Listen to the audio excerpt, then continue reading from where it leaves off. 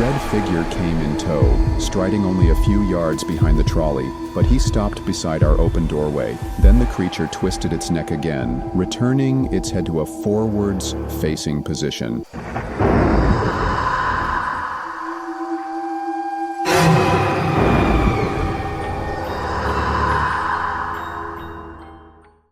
Welcome, horror buffs, to your ultimate destination for a heavy dose of bone-chilling encounters that will make your heart race and skin crawl uncontrollably.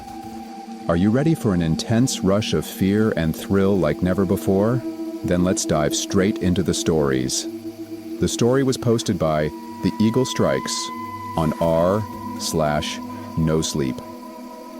Best single-part story of 2023. I broke a Guinness World Record by sleeping for 13 days.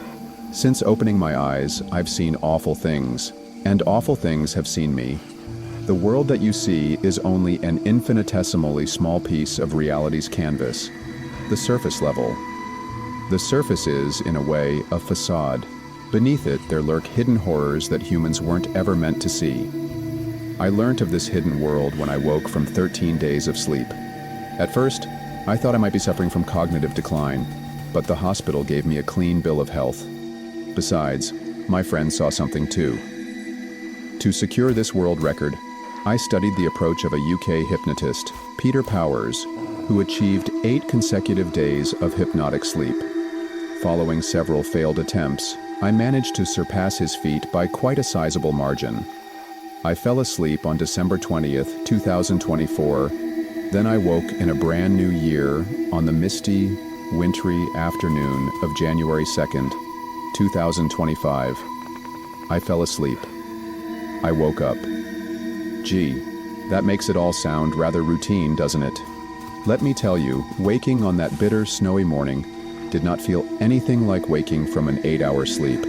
It didn't even feel like waking from a long, unconscious slumber after a night of heavy drinking. In fact, the flu once conked me out for a little under 24 hours. This 13-day sleep wasn't even like that. Grogginess doesn't begin to cover it. I felt pain. Absurd, incalculable pain. It split not only the sides of my brain, but the insides of my brain.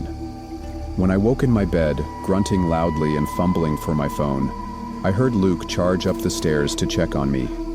My friend and flatmate had been looking after me during my 2-week slumber. Anyway, Luke rang our other friend, Rebecca, because he was worried about me.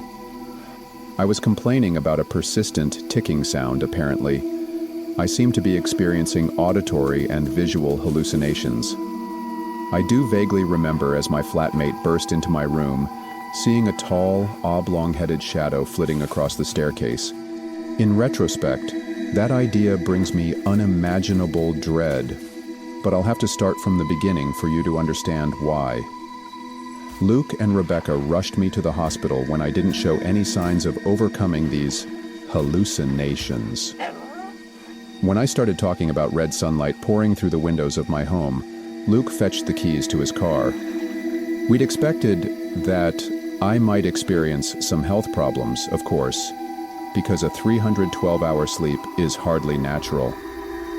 The recording, I weakly mumbled as my friends guided me across the car park towards the hospital entrance. The Guinness rep said, "We'll sort out all of that after you've seen a doctor," Luke promised, struggling to keep my weighty, near-limp arm over his shoulder. "I'm just glad you're awake," Becca said from my other side, voice rugged and frail. She hadn't wanted me to do any of this. The snow clung to the soles of my boots, and the fog clung to my skin. Even on that overcast day, however, the world seemed unthinkably bright. I blamed it on my weak, straining eyes, but I still expressed my concerns to my friends.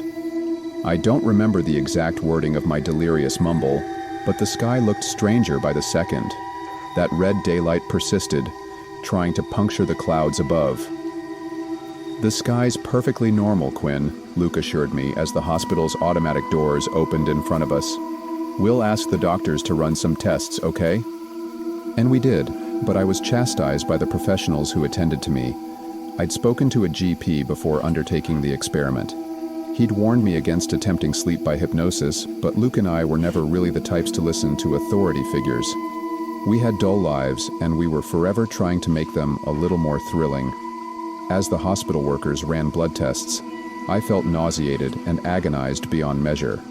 Well, beyond the NHS 0 to 3 assessment scale. I've felt severe pain before, but this was more than a 3. The pain in my body and mind had something to do with that blinding color beyond the clouds. I could still see the red out of the hospital window, threatening to snag a subtle hole through the gray blanket in the sky. "Obviously, this is difficult for us, Mr. Trenton," the doctor told me. "I've dealt with patients hallucinating as the result of sleep deprivation. On the other hand, oversleeping, to this extent at least, is, well, quite frankly, uncharted territory for me. I do remember that hypnotist back in the 90s who..." "Yes, he's the one whose record Quinn just broke," Luke interjected. "Will he be okay?" The doctor sighed, speaking to my friend as if I weren't in the room. "Well, the results of the test are all positive. Quinn is a little nutritionally depleted, but he's physically and mentally healthy." "Healthy? Look at him," Becca whimpered, nodding at me as my eyes blinked rapidly. "He looks like he's about to pass out. He was talking about the sky being red when we were..." "I share your concerns," the doctor interrupted. "You were both right to bring your friend here. This has certainly taken a toll on his well-being, but not a permanent one. That is, at the end of the day, the best-case scenario. I really do think that things will look better tomorrow, once Mr. Trenton has had a normal night's sleep. He needs to allow his body to reset. He needs to acclimate back to reality, essentially." "And the hallucinations will stop?" I slurred in a fragile mumble. The doctor threw up his hands in exasperation. "As I told you, Mr. Trenton, this is new territory for me. Believe it or not, we don't get many patients who experiment with hypnotic sleep." "All right, there's no need for that tone," Becca snapped. "We just want our friend to get better." "Go to bed at a sensible time tonight, Mr. Trenton," the doctor said, "and most importantly, wake up at a normal time. You just need a normal 8 hours of sleep. That's my professional opinion." As we walked out of the hospital, my friends ranted and raved about the rudeness of the doctor who scolded me. I was barely tuned into their conversation. Instead, I focused on the oddities of my surroundings. Even within those 4 walls, far from the red sky above, things looked and sounded ever so slightly wrong to me. And then came something tangible to accompany that horrid feeling in my gut. At the end of the corridor, barreling towards us, was a gurney being propelled by several alarmed staff members in blue scrubs. I wasn't frightened of the man, frothing from the lips, who was writhing on that trolley which came towards us on juddering wheels. It was a red figure, 6 feet tall, that eked a gasp of fright from me. He wasn't red like the sky. He was red as if his body had been turned inside out, textured like the meaty muscle which should have been below his non-existent skin. The figure, striding alongside the traveling trolley, did not look at the world with eyes. His face, much like the rest of his body, was entirely coated in that very same red, meaty, dripping muscle. In fact, the haunting figure wasn't looking towards us at all. He was looking at the gurney patient who was in the throes of a seizure.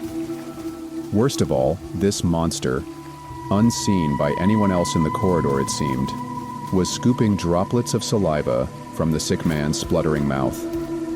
Then, with a spittle-covered hand made of nightmarish muscle, the invisible figure began to smear the sick man's droplets on passers-by. The creature was transmitting the patient's sickness. I saw this and, in petrified silence, did nothing. I only sprang into action as that wretched thing lifted its saliva-coated hand towards Luke, beelining straight towards him. "No!" I screamed, shoving both of my friends through an open doorway on the right-hand side of the corridor. "What on earth, Quinn?" Luke huffed, losing his footing as he was sent crashing into the empty room. I blocked my two friends from leaving as the gurney came shooting past the door. I stood and watched, ignoring the incessant questioning from Luke and Becca, and then followed evidence that I hadn't imagined a thing. The red figure came in tow, striding only a few yards behind the trolley, but he stopped beside our open doorway. Then, completely fixed to the spot, the inside-out man twisted his vile neck, producing a rubbery squeak, to let his eyeless face turn towards us, turn towards me. I tried to scream to my friends, tried to do something, anything. In the end, I only managed to stand frozen to the spot. Then the creature twisted its neck again, returning its head to a forwards-facing position, and it followed the trolley which had shot down the hallway. He saw me. More than that, he saw that I saw him. And I realized that no living thing was ever supposed to see the things I had seen, the things pulling the strings behind the scenes. "Earth to Quinn," Becca continued. "You didn't have to shove us out of the way. I'm sure that trolley wasn't going to hit us." "I'm sorry," I muttered, knees knocking as Luke scooped my arm around his shoulder. "Come on," he said as Becca took my other side. "You still look a little unsteady on your legs? Let's get you home. Early night tonight, yeah? Maybe things will look a bit better for you tomorrow, like the doctor suggested." I nodded, then let my two friends guide me out of the room and down the corridor. As we exited into the hospital car park, trudging through sludgy snow, I noticed it, a change in the air. Instinctively, I looked up and noticed that two gray clouds had parted. Through the gap, I did not see blue, but red, horrific, undeniable red. "Tell me you see the red," I murmured to my friends, head tilted backwards to gawp at the topsy-turvy gates of hell above. Becca cast her frowning face upwards. "No, Quinn. The sky still isn't red. Come on. Let's go home, eat some food, then get a good night's rest." I lowered my head to reply to the friend on my right-hand side, but my eyes caught something horrid within the misty car park. I inhaled disbelievingly as a dancing shade, with the vague outline of a man, soared across the glistening surfaces of parked cars. It moved from one to the next, like Peter Pan's untethered shadow. My dry throat tried to let out a word, a scream, or an anything, but I managed only to croak painfully as my friends dragged my feeble form to Luke's Corsa. The pursuing shadow flew off the side of the car beside us, and it was gone. There followed a moment of calm, a moment of relief. I decided that I had, as everybody was insisting, simply been hallucinating. Becca's high-pitched shriek from the other side of the car immediately put that thought to rest. I rotated slowly, wanting to face anything but what I knew I would see. A nightmare beyond comprehension. There stood that reversed man wearing red muscle as a suit once more. No more shadow dancing across the car park. This was a very real, very physical thing, and it was hoisting Luke into the air, eyeing him without eyes. It all happened in an instant. Luke's wriggling body, entrapped within the creature's gripping fingers, was pulled into that red, meaty torso. My friend screamed, along with Becca and me. The sounds of our haunted cries mingled with the snaps and squelches of bones breaking and guts reshaping. Luke's body was contorted in a display that stunned and paralyzed my thoughts. My mind and body dissociated as my friend was squeezed through the creature's meaty torso, slipping beneath the dense, resistant surface of a soupy pool. "Luke!" Becca screeched, falling backwards against the car as she looked up at the unfolding scene of terror. I shook my head free of the migraine and shook my limbs free of the lethargy which had enveloped my entire body. Then, suppressing my horror and acting on some instinct to survive, I sprinted around the front bumper of the car and grabbed my friend's shoulders. I didn't need to tell Becca to run, she did it without asking. Adrenaline fueled my wobbly limbs, keeping my body working to some extent as we darted out of the car park, but I could feel my legs whining in disapproval as I pushed out of the car park and down the main road. After several minutes of fleeing, whilst screaming and bawling, Becca and I had put the hospital far behind us. Finding ourselves in the center of our strangely deserted town, we slipped into an alleyway and hid behind a dustbin, slouching against the ground.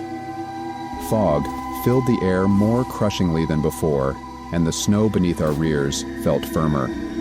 There was a heaviness consuming my town. "He just disappeared," Becca whispered, into thin air. And I finally understood. "You didn't see him, did you?" "Oh, I saw him," she whimpered, eyes vacant as she stared at the red-bricked wall opposite us. "No, not Luke," I wheezed. "The thing that took him." "Thing?" Becca asked, turning her tear-filled eyes towards me. "I saw the air swallows him. He became..." My friend buried her head into my shoulder and started to blubber loudly, and as the adrenaline started to pass, there came an ache in my chest too. I started to think of Luke, started to process what had happened to him. I'd rescued him from the clutches of the red figure in the corridor. He had, in the end, met a far worse fate. I peered behind the veil, and he suffered. I don't know how long we spent sitting there, but I know the sun had set when there finally came something which stirred me from my haunted thoughts. That oh-so-familiar ticking sound, not slight and near imperceptible, as it had been that morning, but all-encompassing. "Do you hear that?" I timidly asked my friend. Becca was asleep. She didn't reply, and I knew I shouldn't, but I rose to my feet and left her there. I wandered out from the alley into the desolate road. I want to say that I don't know why I did it, but that would be a lie. I left Becca because I knew that if I were to bring her with me, she would meet the same fate as Luke. I had to get far away from her. This hidden world was only there for me. I would suffer alone. As I wandered aimlessly through the town center, the ticking grew and grew, like my chest pain, a pain that was no longer just the residual pang of horror from witnessing my dear friend meet such a terrible end. It was something new, something I couldn't place, no matter how many times I twirled to shoot my gaze at darkened alleyways and shop fronts. There was nothing to be seen, no one to be seen. It was only 6 in the evening. Our town is usually packed at that hour. The mist and the cloak of night shouldn't have been enough to deter folk, especially just after the dawn of a new year. The ticking reached a crescendo, and then it was joined by something else, a crunch. Then another and another. Footsteps wading through the snow, and they weren't my own. I twisted unwillingly and screeched when I saw not a shade dancing across the white, and not even a man with his innards worn as an outer suit. Standing in the white of the mist and the snow, facing towards me, was a figure even farther from being a man than the inside-out horror. He wore no clothes, and his skin was made of fleshy oak, not like the bark of a tree, but the polished hardwood planks of fine furniture. The figure stood at least 10 feet in height, but it wasn't his gangly wooden limbs that drew a scream from the back of my throat. It was his head, his perfectly angular, rectangular head. Like the red meat figure, this new nightmare did not look upon me with eyes. His face was that of a grandfather clock. Where there should have been retinas and nostrils, there was a white oval bearing Roman numerals and 2 hands ticking away like pestilent insects. And where there should have been a mouth, there was a chasm of blackness. Where there should have been a tongue, there instead swung a licking pendulum. It beckoned me into its depths. Worst of all, I complied. I found myself walking towards the figure. With every tick and tock of the pendulum, I took another step, moving in terrifying synchronicity, and the second hand rotated nearer to the top of the man's clock face. And it was approaching. Not a 12, but a 13. 13. I opened my mouth to scream, hoping Becca would hear me from the next street over, but all that came from my mouth, horrifyingly, was more ticking. The clicking and clacking, to be exact, of my tongue against the back of my gums, as if it were also a pendulum swinging to and fro. My body and soul belonged to the grandfather man, and I didn't want to imagine what he had in store for me. It wasn't a show of willpower that saved me. I didn't find the strength to turn away from the hypnotic, alluring pull of the feverish nightmare. What saved me was a bright, blinding light, coming from the snowy road, behind the tall, horrid figure. A light that consumed the figure, me, and all other things in the road. A truck tore straight through the grandfather man, hidden to the driver's eyes, and then darkness took me. When I woke a couple of days ago, with a sobbing Becca by my side, I found myself back in the hospital. The truck had swerved, and I had thankfully only been hit by its wing mirror. Most bizarrely of all, I felt well rested. I'm not championing the healing powers of being near crumpled by hurtling steel. I certainly felt somewhat disoriented by the accident. I just didn't feel quite so displaced. In fact, I felt relatively normal. I told myself that, perhaps, I had reset my mind and body, just as the doctor had promised I would. I told myself that I'd undone the damage caused by sleeping for 13 days. The world I'd seen was invisible to me again. It was only when Becca visited me again this afternoon, still covered in tears and snot, that there came a jolt of doubt. I jumped up from my bed, grunting painfully as I supported myself on a broken leg in a red plaster cast, and my friend led me towards the window. I started to bawl near silently. "Is it still red?" Becca asked as I eyed the sky above. I nodded, and my cricked neck let out the sound of a popping joint. Then followed a second pop, and a third, and a fourth. A few hours later, I've accepted that it's the sound of ticking. I understand. I'm not supposed to see these things. I'm not supposed to hear these things. They're going to make sure I don't. If you enjoyed these stories, don't forget to give this video a thumbs up and subscribe to my channel for more thrilling horror stories like these. Also, share your thoughts on the story in the comment section below. If you want me to feature your own story on this channel, you are most welcome. Send your story to the email provided in the description below.